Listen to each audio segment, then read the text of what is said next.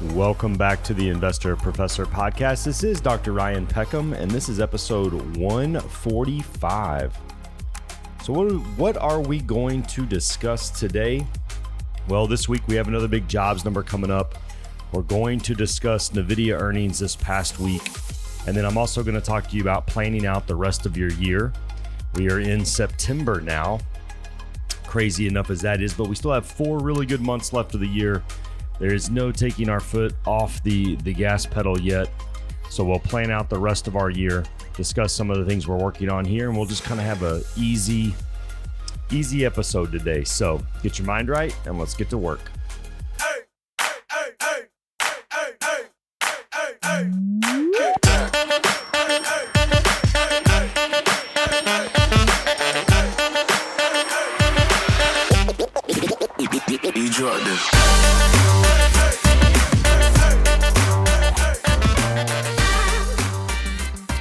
Welcome back to the show, everybody. Thanks for joining me once again on this easy Labor Day weekend. I really enjoy Labor Day weekend, mostly from the sense that, being in Texas, you're hoping that fall's going to come, even though we all know that September really isn't fall, unless you're Starbucks. We'll get to that here in a minute. But Labor Day weekend is such a good catch-all weekend for me because the market isn't open on Monday. And it isn't one of those holidays where you know you're going to have family stuff to do, right? So for me, I've just used this time to just clean up so much stuff, so much loose end paperwork. Things is ridiculously, that seems so small, but clearing things off my computer, desktop, things I've been working on, and okay, I don't need that file anymore, deleting that, and just kind of cleaning things up. And so one of the things I want to discuss today is just using this weekend and kind of planning out the rest of your year. I think when we get to this point, it's easy to say, man, I'm just going to coast into the end of the year. But we have September, October, November, December left, right? So we still have a big portion of the year left. But I think that this is an area where it's so easy for us to go, man, 2024 has been great. I'm just going to coast into the end of the year. I got Halloween, Thanksgiving, Christmas coming up. I'm really going to start working hard on my goals in 2025. And it's wait a minute. Hold up. Wait a minute. You still have a third of the year left, and so many people are going to coast. And this is where you can really make up ground on others, and you can really still have a lot of ground to go on your goals. So don't be like the others. Don't just kind of pack it in for the rest of the year. Think about what you have left to accomplish, where you're at with your goals that you set for the year, and really kind of don't take your foot off the accelerator. But it's also great. It's a great weekend as far as, college football. And, it is it fall in Texas? It's in the 80s right now. I don't know if we can consider that fall. But Starbucks, mentioned them just a minute ago. I don't know if they have a groundhog. I don't know what their representation is. Maybe a groundhog came out, didn't see its shadow, saw its shadow, but it said, "Hey, you know what, everybody? It's pumpkin spice season. Let's go." And of course, there's somebody who measures this on a yearly. There's always, everything's being measured in today's world. So somebody measured it and said, this is the earliest Starbucks has declared it pumpkin spice season, I think in 5 years. And so they need it. They got a new CEO looking for sales. Let's pull that pumpkin spice button early this year and get some sales in here. So we see that happening. But truthfully, what I've done this weekend as far as clearing all this stuff up, but also one of the things I did was I looked at the income that I think I'm going to have coming in for the rest of the year, and I looked and said, okay, where do I need to move this? Where does this money need to go? What needs to go into savings? What do I need to pay off? And I basically came up with a plan for the rest of the year, and I kind of got on a roll. So I basically did the first half of next year, which I'll look at again at the end of the year. But it's a great weekend to just kind of assess, where am I? What were the goals I set for the beginning of the year? How have I done this year? What are some things I can do this fall to really make a difference in kind of how my overall year stacks up. So it's of course we always talk about the market and we talk about investing and all of those things, but the amount of money that you invest is under your control. You're not always in control of how well the investments are going to do, but you can sit there and kind of take pen to paper and look at how have I done so far. What's my income for the rest of the year going to be? Estimate, and then where does that money need to go? Right, you have to have a plan for where your money goes. And so just to give you an update kind of on the podcast, some things we have going on towards the end of the year. I have an episode I'm working on scheduling, trying to get things done, but I have a mortgage person that's going to come on, actually the person who helped me with my building mortgage. And we're going to discuss like what are the things you need to do to prepare yourself to get into a house. So many of you have texted me, sent in messages with interest rates being lowered or going to be lowered. I shouldn't say being lowered. So the Federal Reserve looks like they're going to start lowering interest rates this month. And, so more questions are coming up as far as like, what do I need to do to be house approval ready, to be able to be approved by a company to get my first mortgage? I think we've done this. I don't remember. I got to look at the date of our first episode. But many of you, it's like I'm going through your life with you, right? So students now are in their, mid to late 20s, and now they're thinking about buying houses. And so we start talking about those things. But, starting to save for a house. What does my debt to income limitations need to be? So I'm going to bring Ashley on. We're going to do an episode together talking all things mortgages. She's extremely bright, and so I'm looking forward to that. And then in November, I'm going to sit down with Guy Spear.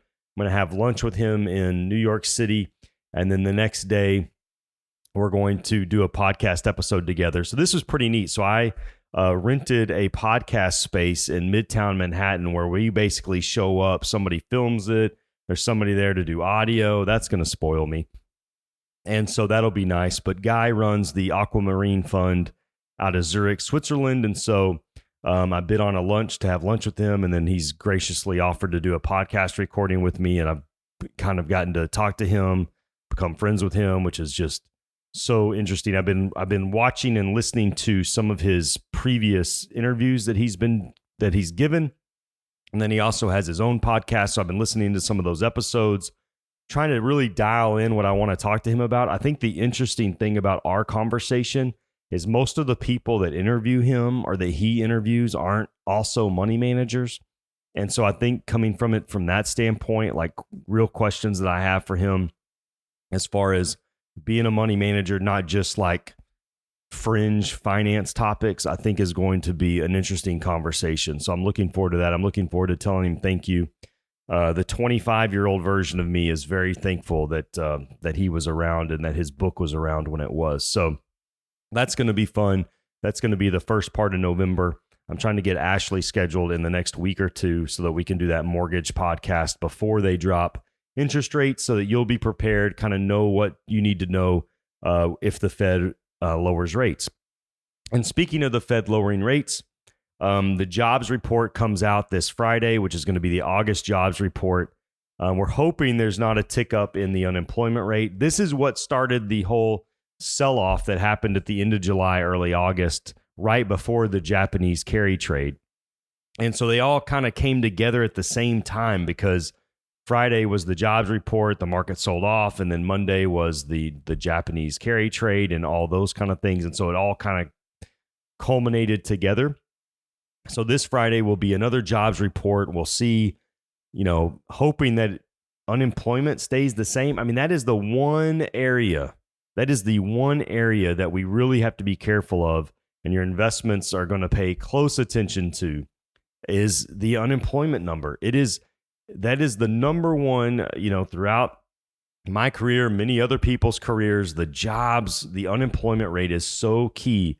Because if that unemployment rate keeps going up, I mean, those are individuals that cannot spend money, that do not have disposable income. Stocks will drop based on that. So that is a number we have to pay attention to. So it's okay for the Fed to lower rates, but you got to remember they're lowering them. They're going to lower rates for a reason. They think the economy is going to slow down.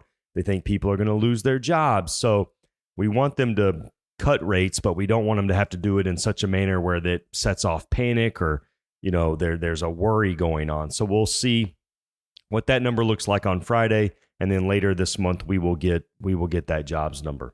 So the big key piece of data this past week was the NVDA numbers. Oh my gosh, NVIDIA's quarter this past week.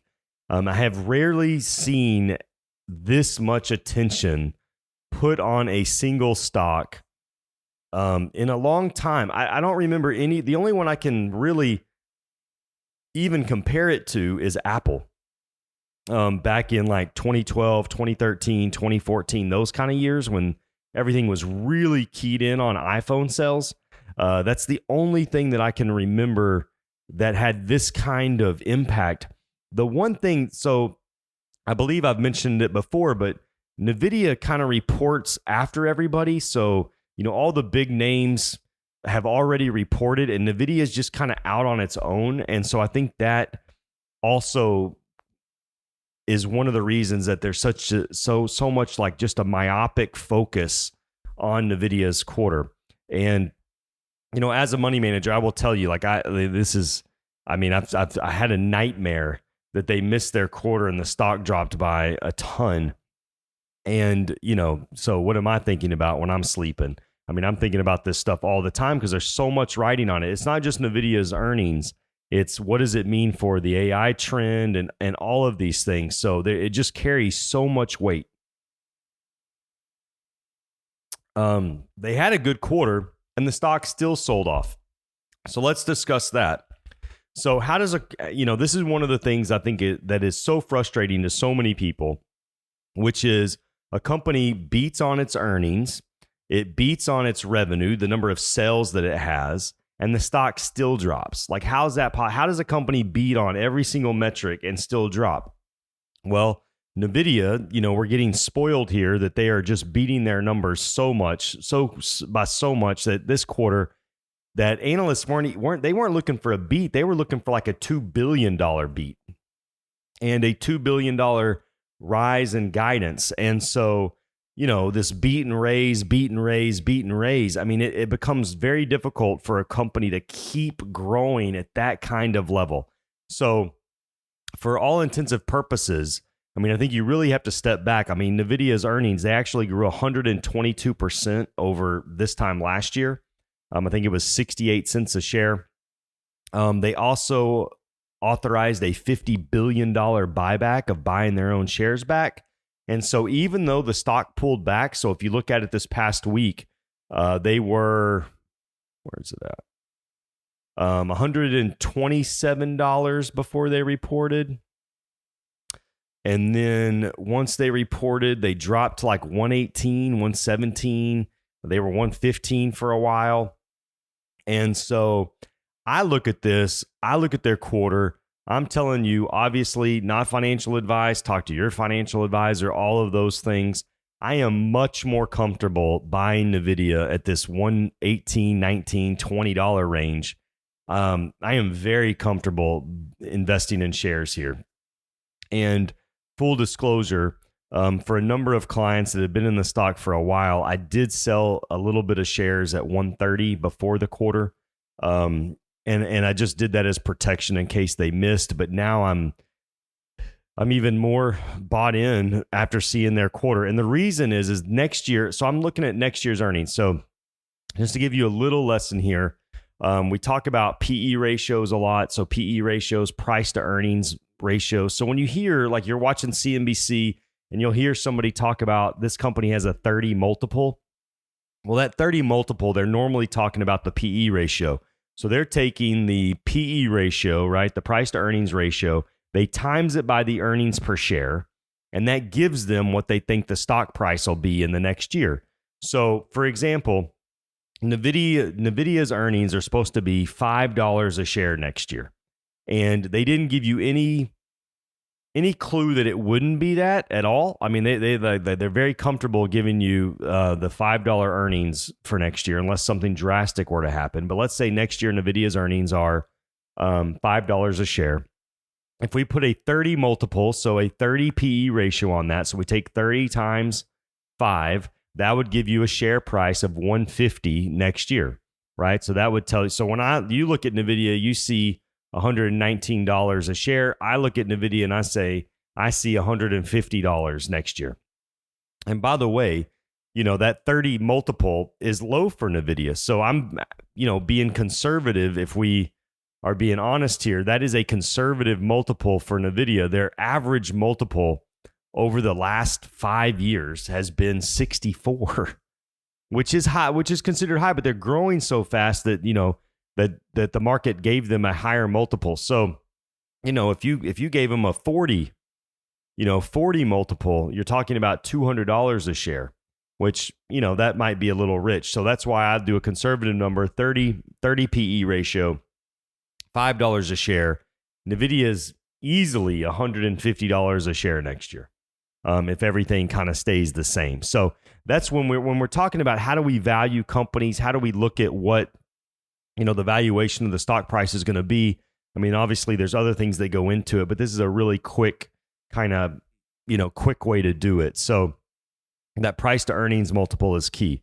Now, you might look at some companies, you might be doing research on your own, and you might notice that some companies don't have a PE ratio. You might see an NA, not available.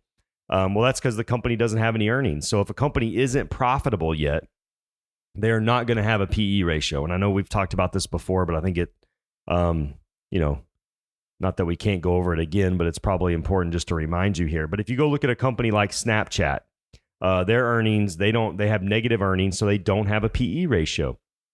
So when you go look this stuff up, now one of the keys is like, are they getting closer? You can look at the quarterly numbers. There's a lot of, stuff that's a little bit more in depth than kind of what we do here. It makes it harder when you're just listening. But going back to NVIDIA, you look at this, I think that's, that you could be comfortable. If you didn't buy NVIDIA, if you haven't invested in NVIDIA, and obviously all you hear about is how much it's gone up and it's already up 150% for the year and all of these things. And so a lot of times that'll make somebody, gun shy on purchasing it. But I think based on this quarter and based on where they're going to be next year and kind of the pullback that they've had over the last 3 months, I mean, they really have not. I mean, the high was 140. So you're buying them, $20 below that price. They've had a nice pullback here. I think you can be comfortable buying shares here. So the other thing I want to just briefly mention is that them pulling back on the quarter, you have to remember too, there's a lot of investors invested in NVIDIA, but there's also a lot of traders invested in, trading NVIDIA. And so they were looking for some kind of big pop on the earnings. It didn't happen. They immediately sell out. And I think that's one of the reasons that you see NVIDIA trade down. I think you'll actually see them go up over the next couple of weeks as long as the market kind of stays strong. But NVIDIA's quarter is so important. It's important for other companies like Dell. So Dell, this ecosystem of AI that we've discussed. So Dell reported a good quarter. They went from 112 to 115, but Dell's another one. I mean, earlier this year, Dell was at $180 a share, came all the way down to the mid 90s and is back to 115. So I think Dell looks pretty good. There's other companies, Dover Corporation is going to be providing a lot of the electrical stuff. Eaton, Dover symbol is DOV. Eaton, my accent doesn't allow me to, EATON. ETN is the symbol on them. So a lot of the importance of the NVIDIA quarter is the fact that it keeps the AI ecosystem going, right? And so it is important. And you got to remember, who made money in the gold rush first? Let's play the Jeopardy theme song. Who made money during the gold rush? It was the people selling the shovels. And so right now, NVIDIA is selling the chips, all the things, and they're not even selling the good ones yet. So the Blackwell chips coming out, they're going to start being delivered. That's probably not going to happen in the fourth quarter. It's going to be more the first quarter of next year. They're so much more powerful than the chips that they have now. I mean, there's still a little bit of ways to go here. before I think they start to cap out. But I'm more excited about NVIDIA right now is selling the chips, right? They're selling the shovels, but they got to be a little bit different than somebody who's just selling a product. And so when I look at NVIDIA's quarter, I'm looking at, okay, what's going on with the service centers? They need to have some kind of that recurring revenue, right? The recurring revenue. This is what makes a company different. And this is a very important investment lesson, as you want companies that have recurring revenue. So the iPhone was a masterful product, right? Such a great product was the iPhone. But what made the iPhone different as a product was the fact that they get recurring revenue from all the apps. They get you buying more storage every single month. They have all the services. Seeing that service side piece that comes out that like Microsoft has done so well, right? You're paying for Microsoft Office. You're paying for the license. You're giving them recurring revenue. That recurring revenue is what takes a company from being a great product. So think of like GoPro, great product. You buy it once, you never use it again, right? We got to go from having a great product to having a great ecosystem that is continually bringing money to the business, to the company over and over and over again. That is the separation. That is what makes something that goes from a great product, and yes, it's a great product, consumer product, whatever, but something that goes from a great product to a great investment. And so that is the key. How do we have somebody who's constantly bringing money in, constantly, just bringing that recurring revenue to the business that allows us to be able to do other things? So if NVIDIA can do that, that is the transition to from being a great investment for a couple of years to being a great investment for a decade or two. That is what we're looking for as investors. Those are the kind of companies that we want to stay invested in. That is going to be key. And so that is what we're looking at here. Okay, so enjoy your Labor Day. Do some planning. Do some year end. How am I going to hit my goals over the next 4 months? We're not coasting into the end of the year. We're continuing to work on our, invest in ourselves mentally, physically, financially, do those things, read the books, do the workouts, save money every single month, all the things that you need to do to put you ahead of everybody else. While everybody else is enjoying the fall, doing those things, you can do that, but stay focused. That's why I always say, get your mind right. That's what I mean. Like think about your goals, think about where you want to be. It's that discipline equals freedom. Again, the don't mistake activity for achievement. I mean, the reason I say all those things, they're for you, of course, but they're also for me, right? So I say them, it reminds me to stay focused and to stay on task and to not get distracted by all the things going on. So we will end it here. We'll have another great episode coming up. I preface those. And as always, I got to say it again because I'm just so used to it. Don't mistake activity for achievement, and I'll see you next time. Thanks, everybody.